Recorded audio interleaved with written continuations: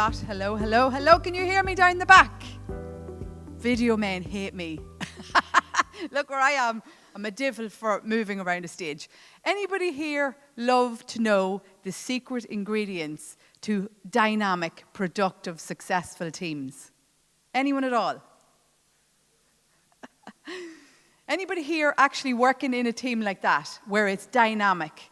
It's hot and heavy. Everybody's pulling together. The dopamine is hot. Anybody? One. And the reason I'm here today is because I'm a keynote speaker. I do a lot of talks on stages around mindset and leadership. And the reason I do that is because I believe if we have leaders who understand emotional intelligence, then they will change the world. And anybody here ever worked in a team where you wish leadership had been better or better informed? Anyone? Yeah, everyone, right? And it's just some of the skills that we've not been taught in perhaps mainstream curriculum that I want to touch on, and I do a lot of that with companies. So a little bit about my background, some of it up here. Okay, so do a lot of talks. When I was 17, I joined the Irish Army. They had not allowed girls in at that point, and I was the first one into an army barracks on the border, which was not very smart in 1993. But it was great crack, and because I was the first girl in there, I was the first pioneer to run into a lot of hurdles. I was only in there for the crack because I heard there was cheap booze, and because I wanted to see what the boys thought I couldn't do, because I'm from a farming background in Monaghan. And I had been driving tractors and doing all sorts of stuff from I was small. So 20 years I spent in that army, pulling at mortars, grenades, machine guns, and I loved it. But what it taught me was that how we judge each other can sometimes not be the most productive and not be what will lend itself to a super team. Right, so it became fascinating to me in terms of leadership, dynamics, mindset, emotional intelligence. Anyone here studying emotional intelligence? You will be after today. I have a TED Talk done. I'd love you to watch it. You'll find the link to it on my LinkedIn. But I also ran projects in banks all over the world. So I used to be transformation program manager for IT culture, business process, and I learned a lot there about how we work as humans, became an emotional intelligence coach, and now I run leadership programs, very bespoke leadership programs, work with CEOs, senior teams, get under the bonnet and figure out where are we not in flow as a team. So, love to connect with all of you. What I want you to do today with me is learn a few little nuggets about high-performing teams. I'd love questions from you. I'd love to hear anything that you've got to ask me afterwards. LinkedIn is open on my DMs. Hackathons is something else that I'd love you all to think about. A hackathon is where you run your team through some innovative thinking. Okay? Because I can tell you now, all of your teams and all of your company know exactly where you have waste, and they know exactly where you have customers that are frustrated. And they also have ideas on how to fix them. The best way to get that out of your own people is through hackathons. Anybody here ever done a hackathon? No? Oh, you do not know what you're missing. So it's one way of getting a company engaged very, very fast. It's all about making people feel like they are part of the solution and letting them contribute in a way where they can see some of their work actually having impact. So just look them up for me. Now, here's some of the stuff we want to teach you about today. High-performing teams. What I want you to think about while we're going through this is which of these elements you already have on your team and maybe which of them you do not. So, the teams you're working in and the companies you're working in, would you say that you have crystal clear communication?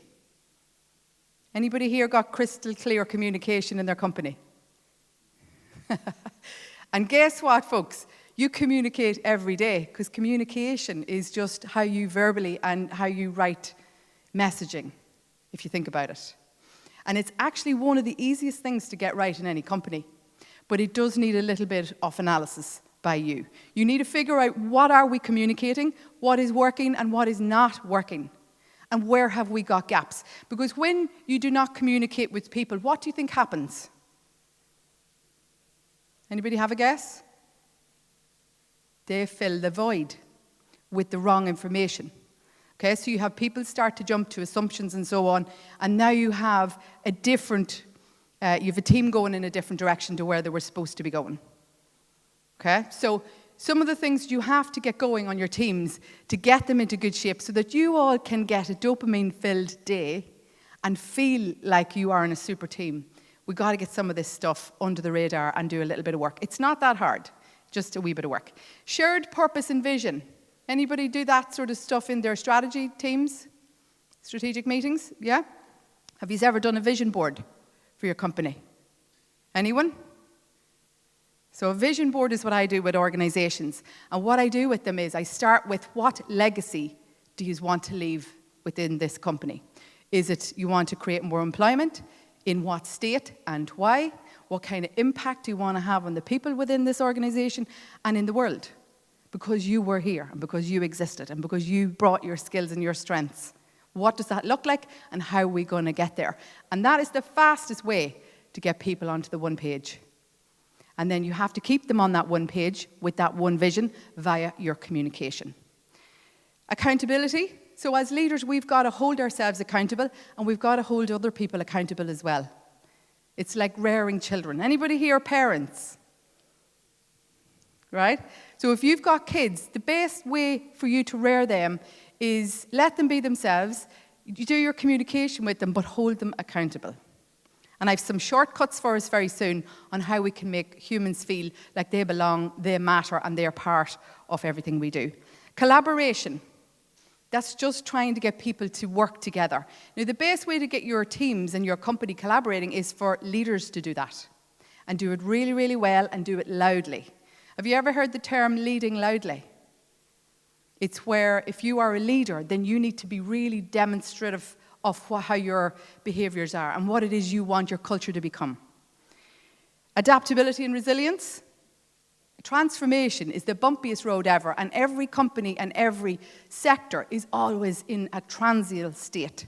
Now, the thing I want you to remember about transformation, when things are changing, it'll always be messy at the start, it'll be trickier in the middle, but it'll always be worth it long term because you learn as a company and as an individual. So whether it's life that's changing on you, or your sector, or your company, or your market, I want you to remember that. It's always going to be tricky at the start. It gets a wee bit trickier in the middle, but it'll come out the other end. You'll have new lessons and learnings. So never be afraid of change. If you're afraid of change, you're not going to learn. And the fastest way we can get you evolving and leaving a legacy is you learning. Continuous learning.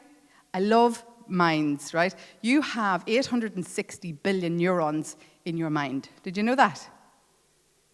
It's the most important muscle that you have in your entire body. It's running everything else. And whilst I support people going to the gym and working the other muscles, I would love everybody to work on this muscle because this one is the driving force of everything you do. And if you look at the results you're getting in your life and the life experience you're having every day, it's all driven by the way you think. The way you think has been programmed into you as a kid, and then you've added your life experiences to that. And now you have a bank of evidence that drives your decision making. Sometimes that thinking might not have been the most healthiest thinking we could have put in there. Okay? So mindset, love that stuff. I want you learning, I want you taking on stretch challenges, and I want you all out of your comfort zone. If you're out of your comfort zone, then you know you're doing this right, because if you're in your comfort zone, it won't be uncomfortable, which means you're not learning and you're not changing, and neither are they. Positive culture and well-being. So people love to feel cared for. That's the most important piece for people that stay in a company. So all of these things that we're looking at today, did you realize that only 15% of the global workforce feels fully engaged? Would you have thought it was that low? Yeah. And see, the reason for that is because we are not paying attention to all of these things. And what's worse is sometimes the people who are middle management don't know these things. Perhaps we've not trained them.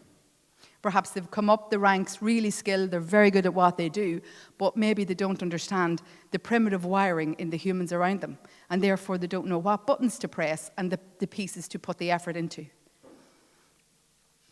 So if we have only 15% of people engaged, then think of the waste of resource. I'm looking at wage bills in companies all the time, and I'm thinking to myself, that is usually the biggest cost in any business. So we've got to get better at this stuff, because you should want happy people because they'll be better at what they do. And they'll also be better to all of your clients and your customers. Because you've got to remember, they're the people that are facing off to the people that you're trying to impress and build brand with. So put the effort into your teams and pulling them together and bonding them, and it will pay off long term. Trust is another piece. Trust with humans is the most massive element of all of this. If you do all of this for me and I'm on your team and you start communicating with me and you hold yourself accountable and you hold me accountable, we're all doing a lot of that, right? But I do not trust you, we're still going nowhere.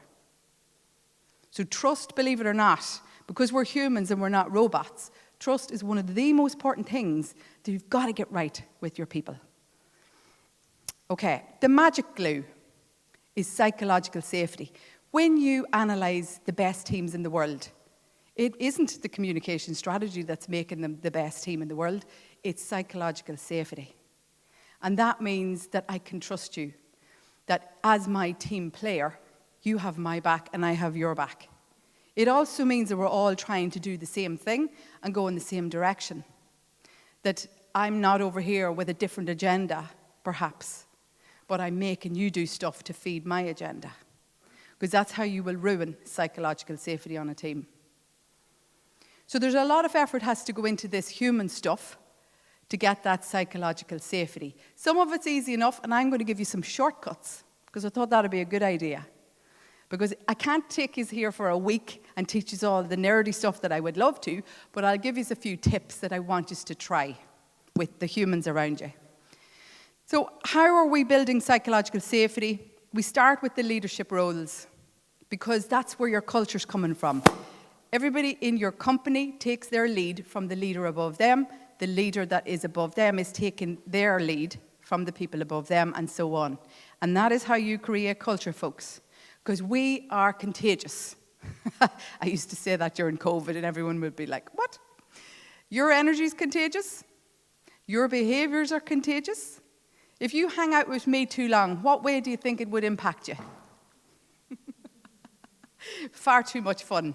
That's what would happen, right? But if I was, having a bad day and I don't know how to regulate my emotions and I'm stressed because the company's going through difficult times and I'm projecting that kind of energy on you, what way do you think it'll impact you? Would your energy be high or low? If I'm struggling as a leader and you know it and I'm projecting that, would your energy be high or low? Low. If I am managing all of the transformation and I'm on top of it all and I'm good with my vulnerability and I'm letting people help me and I'm sharing the issues that I'm struggling with and we're all feeling like we're in this together, what way would your energy be with me? Yeah, Breda energy. So I want you to think every day, what is your energy like?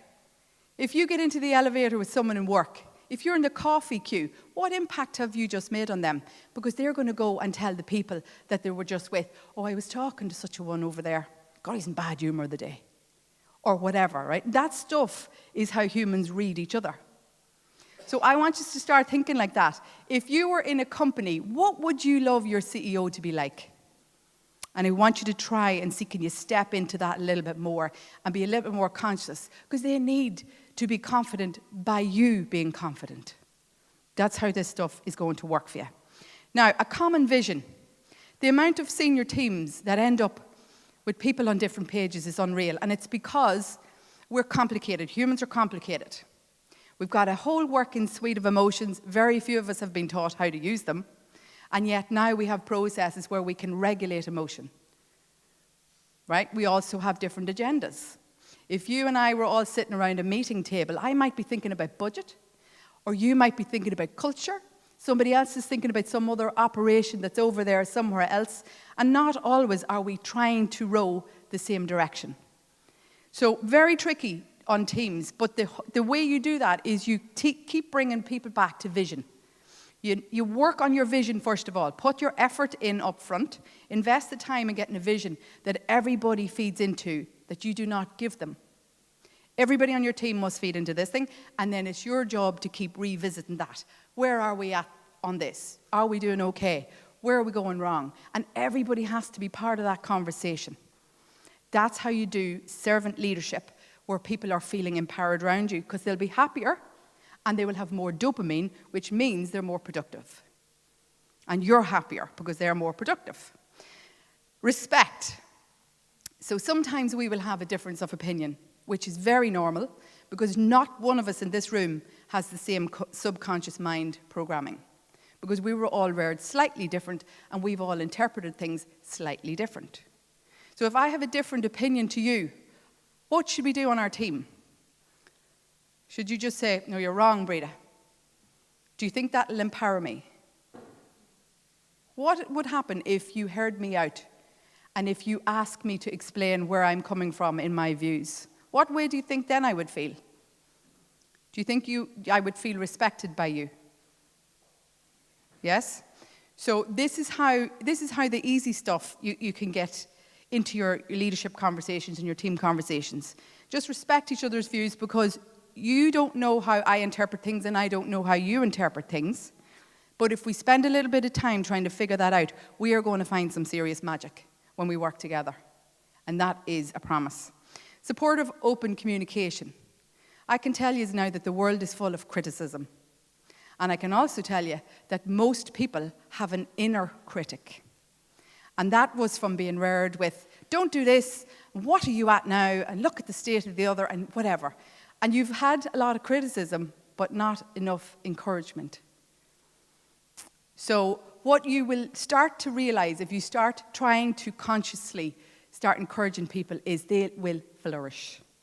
They are starved of encouragement. And let me tell you, from one who has done all of this transformation on herself and now realizes the power of your words.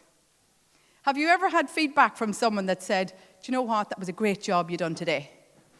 Anybody had feedback like that? Is that what you thought about that night when you went home? Right? So what happens in our lives is we're in work during the day. When we go home to our family and friends, how was today? Oh, it was crap. Now, we'll say that if no one recognizes, we got no acknowledgement, and maybe somebody gave out to us or complained to us or critiqued us, because we already have an inner critic. If we have people who start to understand the power of encouragement, and encouragement is free, it'll cost you nothing, to say, you know what, heard you on that call earlier, great job. That is the line that will go home with that person that night. Or, I seen you working with that client today, I thought you did a great job. That is the line that will go home in that person's head that evening when they're having their conversation with their friends and family. How was your day? It's actually good. You give me a bit of feedback. Right? So I'm telling you now, this is free stuff. Don't hold back and don't be worried about what people will think of you if you start encouraging them. Just try it for me to see what happens. Okay, primitive needs, these are your shortcuts. Take a picture of this slide because I want you to try, these are 3 that you can remember. Because, you know, in a week's time, best of luck trying to remember all the bits that I gave you to do.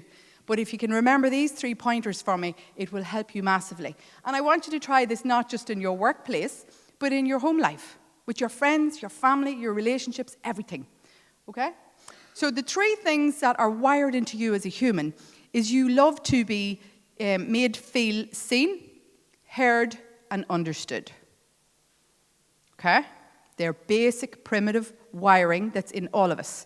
So if you make me feel seen, heard, and understood, I will feel that I belong in your organization, that you recognize what I bring to the table. I'll feel like I'm adding value because you're now paying attention to my thoughts, my views, and so on. So try them for me. I would love for you to try these with kids as well. So I do this with a lot of parents too. And I have 3 teenage boys myself. And so I work on this stuff all of the time. And our relationships are class. But it's because I'm doing all of this on purpose, consciously, because I know now what way we are wired. So there's your shortcuts. Okay, everybody got that? I would love to hear some feedback from any of you in a week's time. Try this in different scenarios in your life. Make people feel seen, heard, and understood. It's simple, it's easy for you to remember, and I want you to give it a go. And how you do this, by the way, in practice, if you're in a conversation with someone, am I making that person feel seen, heard, and understood? Because sometimes we're not great at active listening, us humans. We like to talk. And sometimes, let's imagine I work for you. You're saying, everything okay, Breda? Well, it's all right. What's wrong? Oh, well, this is wrong, and we didn't do a great job there, or so on and so on and so on. And sometimes you'll jump in and go, yeah, but that's not what we were supposed to do. You're right? So I'm not being heard. And you might miss something as well. You've got to be able to read between the lines with humans. And the only way you can do that is if you learn to become an active listener. So what you have to do to become an active listener is learn not to jump in and respond so quickly. Right? Let people say their bit, and then you consider that. Give them time, give yourself time, and then do something in a considered way. Now, anybody here want more dopamine every day? Anybody here got too much dopamine like me? I made a video and stuck it on LinkedIn this morning. I was saying, I should not be this excited to be getting to the RDS today. And I think people see me and they're like, how is she so happy all the time? It's because I understand brains. I understand humans, and I understand how to get the best out of people and myself every day. I hold myself to high standards every day, and I'm very focused. I have a vision board, and I know exactly what legacy I'm going to leave in this world, and I am on mission every day. So what you're going to do for me is take a picture of this one, and you're going to try this back in your work environment. Now, they might look at you funny at the start. What's happened? This fella, he was sent to the RDS, he's come back different. The first thing that we can get in work is dopamine. Now, these are brain chemicals that bring you happiness. So if you're stressed, it means that your cortisol, which is your stress hormone, has overrun your happy brain chemicals. And what you need to do is learn how to bring one up and bring the other down. Cortisol is where you feel stressed or you feel anxious, you're under pressure and you're feeling it, right? What you need to learn is, because cortisol is very bad for your body and your mind, you've got to learn how to pull it down and pull the healthy brain chemicals back up. So how do I get you more dopamine during the day in work? You will get dopamine by completing a task or a to-do list. Do you write your stuff down all the time? Or do you go around trying to remember it? Because if you just go around trying to remember it, you're going to create cortisol, which is your stress hormone. Right? And we don't want any more of that. There's enough of that in the world. Visualization of achievements. Here's a wee tip for you. If you ever get a new project, what I want you to do is get the team that's going to work on that project around, and I want you to figure out what would good look like when you are applying for an award for that project. Because what that will do is bring you from just doing the usual average stuff that other people do, and it'll push you out into, how could we do this slightly different? Okay? Now that in itself, if you start visualizing stuff like that, what happens is you get emotionally engaged with the outcome, and people get excited. When you have excited people around you, they are getting dopamine. They'll go home that evening and say they had a great day in work. So I want you to try all of these things for me. Achieving, when you achieve stuff, you want to celebrate your small wins with your team. Listen to music you enjoy. So if you're ever stressed, I want you to remember, get a playlist on that brings your dopamine up. Self-care activities, trying to take care of yourself. Maybe it's just a couple of minutes you sit in the car. You give yourself a couple of minutes. Serotonin is another one of your happy brain chemicals. Practicing gratitude.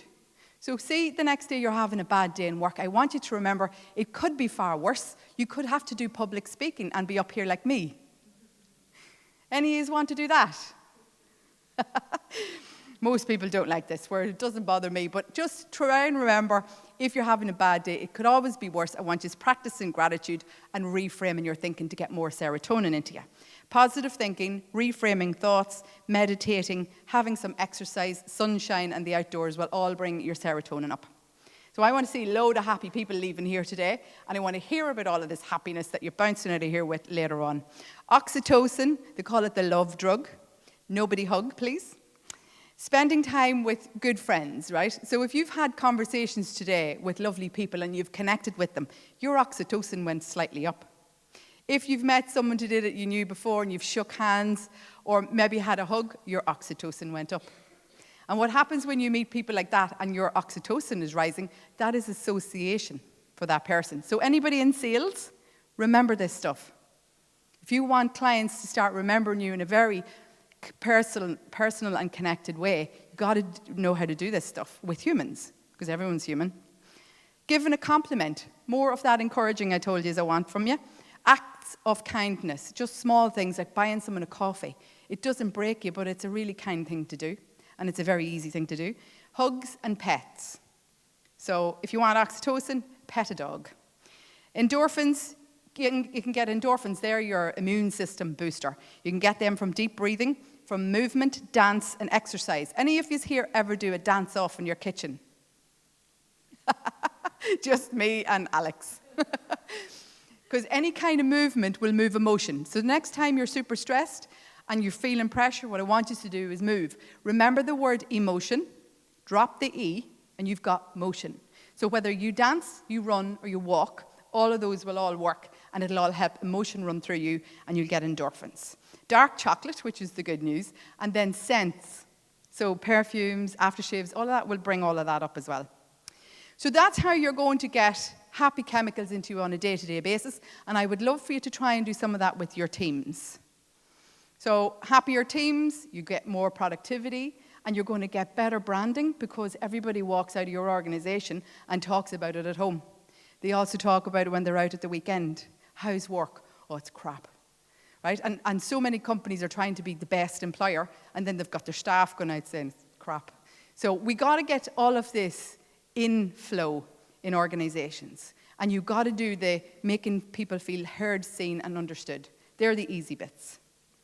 Any questions on any of that? Any heckles? Any abuse? No. Any slags? No.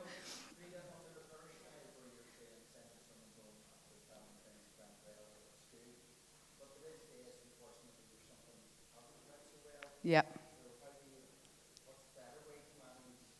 Yeah. Yeah, great question. And so what we're talking about here is when you have to give negative feedback. Some would call it constructive feedback. And really what I have learned is whoever you're going to give feedback to already has an inner critic. Remember that for me, right?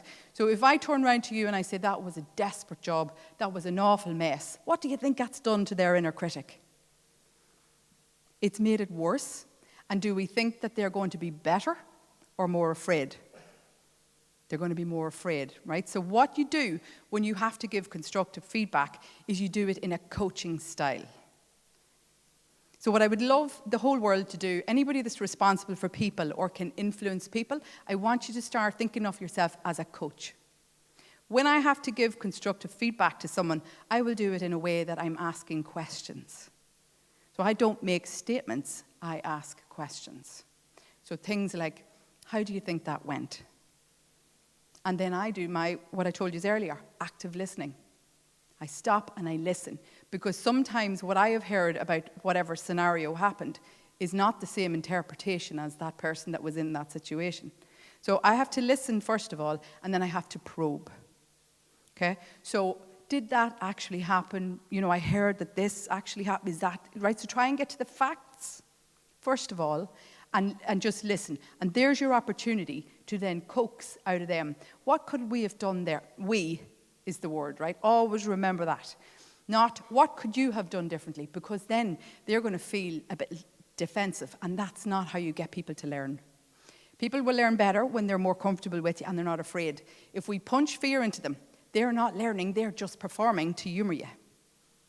And if you're sending them out to your clients, you need them to know how to do this stuff all the time, whether you're there or not. So things like, how could we have done that slightly different?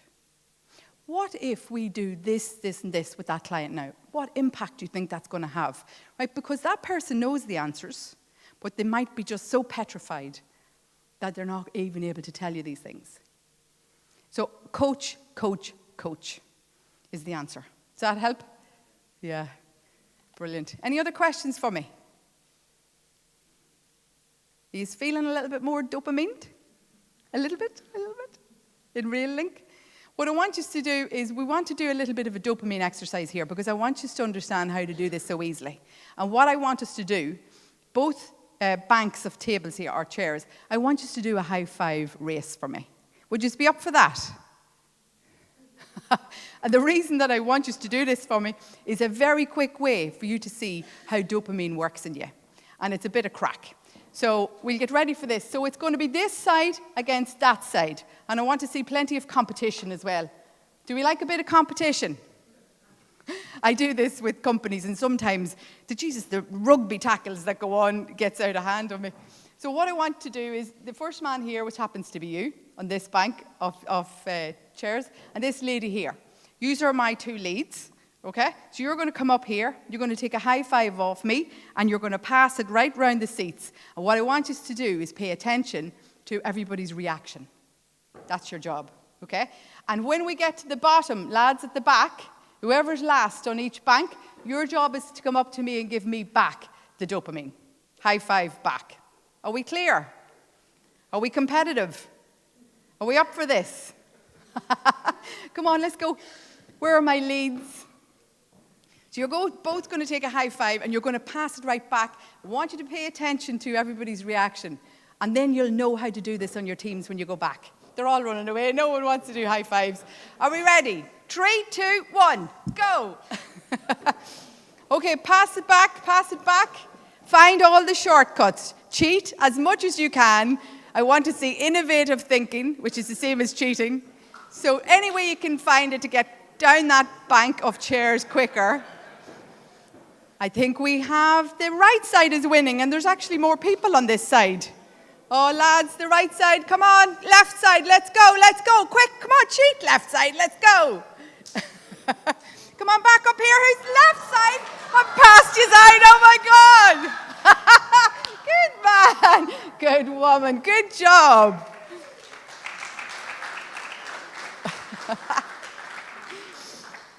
Folks, I am writing a book.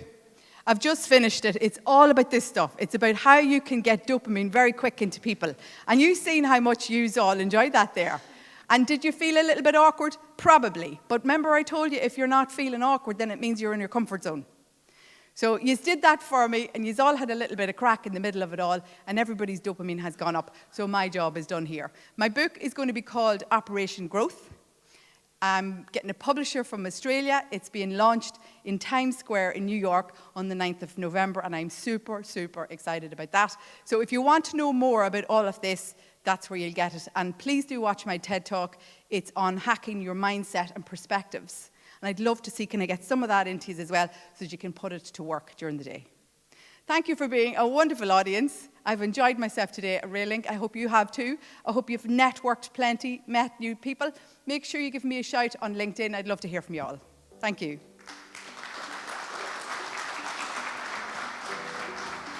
There you go now. Thank you very much, Breda. Feel better already.